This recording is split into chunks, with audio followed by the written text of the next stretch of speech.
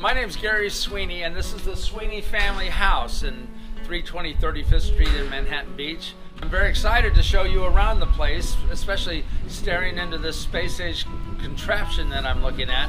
But we're going to give you a virtual tour. The original house was built in 1922. My mother bought the house while my father was on Guam during World War II in 1945. She paid $5,400 for it. It had dishes and furniture in it. And father came home from the service. He got a job in the Los Angeles Police Department where he was making $75 a month. So this was actually a fairly high-priced place for them. My mother didn't work. And anyway, this is the house that I came home from the hospital to. My sister came home from the hospital to this house in 1951. My father passed away in this house. My grandmother lived here until she passed away in this house. My grandfather on my mother's side passed away. So this is a house that's been in my DNA for the last 70 years, and we're just going to show you around. Well, we're in the front porch now, and we're going to go into the house momentarily, but there's not much in there going on right now. It's empty, but I think it'll give you a glimpse into our lives. This was the front porch where I set up a lot of the family photographs, and this is actually a picture here of taken from where we are now. It was taken out that way, and I seem to be in a kind of a pissy mood there, but anyway, this is what it looked like. It hasn't changed much in about 50 years, so we'll take a look inside. We're here in the living room now, and this is by far the largest room in the house, but it wasn't always this big because this was the original front wall of the house, and my father popped it out before I was born. I don't remember him building this, but this area was added on, was the first addition to the house. We had this traditional paneling. Our Christmas tree always went over there. We had a lot of family pictures taken. Most of the family pictures you could see on the walls there were taken right where you're standing right now. And this was our entertainment center. I don't know if you realize this, but in the 50s and 60s, you could build your own television sets. They were called Heath kits, and you could build your own televisions and stereos, and most of the men at the time were do-it-yourselfers, so my father was no exception. He went on to own a hardware store, but this was where we had our Heath kit black and white television for years and years, and they had the hi-fi underneath it, and this was the surround sound speaker system. But it was a warm, cozy place, and I have a lot of good memories. The couch was over here. We had some artwork on the wall. Not too modern, but it was cozy. So here we are, we're in the downstairs studio where my grandmother lived until the day she died. And there's an interesting story here. You can see this brick wall right here.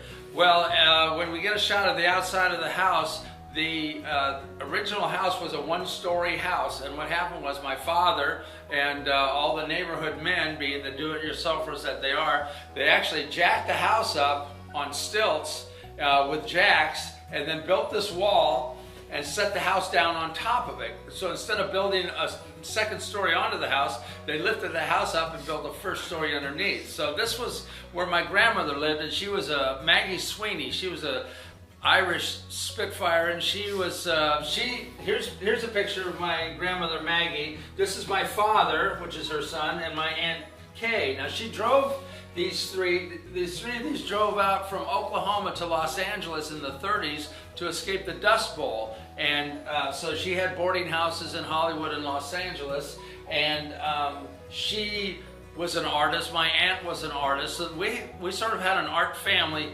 going.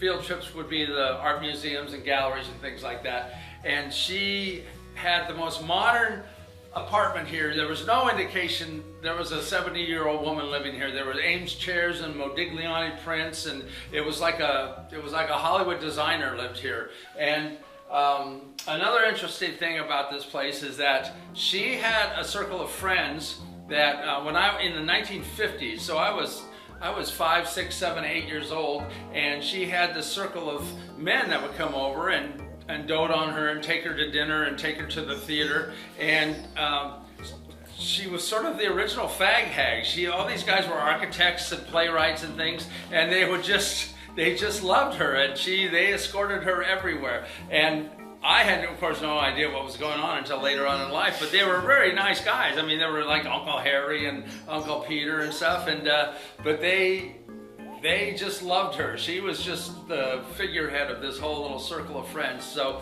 she was a force to be reckoned with.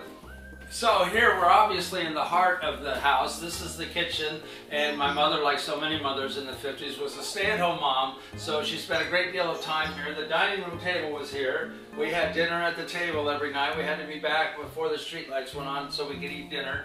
My father made these cabinets, being the do-it-yourselfer, and these built-ins, which were where we kept our dishes and things. And we had, he was quite a do-it-yourselfer, and for some reason, about every third person that comes here that's about our age said that they had the exact same hinges and hardware. So I think there was a real lack of variety at the time. This was well before restoration hardware, and certainly before IKEA. So these things, this was a modest kitchen compared to what you can get today. But it has some nice. This was a solid state. This is a solid state piece. It's really quite a antique with the porcelain fronts and things, and it was all solid state. Obviously, the refrigerator is new, but this is the highlight of the kitchen. My father brought this home probably in the early '60s, and this is a space-age Jetson stove and oven. That's where you cooked. This is where you baked.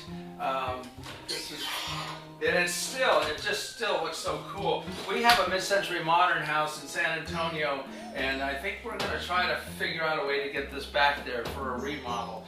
But there's plenty of, not plenty of space, but there was plenty of storage and plenty of things to places to cook things. And we had a spice rack here, I remember, and this is where the blender was. So my mother did a lot of cooking and baking, and she was always here. This is a picture of my father later on in life with his cat Jake, and actually this, I'm being clever here, this is exactly where he was standing when the photograph was taken. You can see the plumeria in the back, but we had a lot of great cookouts here. Hey, thank you for joining me on this tour of the Sweeney household. It's been with us for 70 years. I'm going to be sad to see it go.